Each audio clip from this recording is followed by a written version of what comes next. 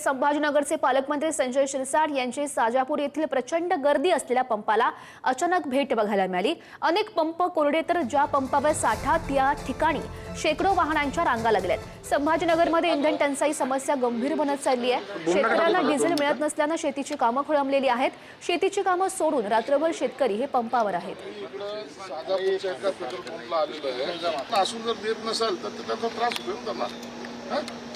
तातडीने पाठवणार शेतकऱ्यांना असलेलं डिझेल देण्यामध्ये यांना त्रास काय?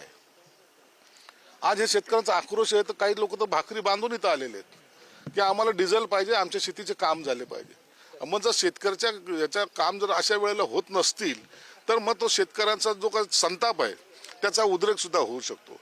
म्हणून त्यांना शांत करून पुन्हा आता कलेक्टरच्या माध्यमातून असे अनेक पेट्रोल पंप आहेत शहरामध्ये, त्या सगळ्यांची आता झाडाझडती घ्यायला आम्ही सुरुवात करतोय। सगळीकडे जाऊन त्याची तपासणी करतोय, कुठेही ब्लॅकमध्ये ते गेलं नाही पाहिजे आणि शेतकऱ्यांना प्रायोरिटी हा त्याचा उद्देश असला पाहिजे। म्हणून मी सुद्धा मुद्दाम या ठिकाणी आलेलो आहे आणि थोड्या वेळातच ही सगळी कारवाई सुद्धा या ठिकाणी होईल।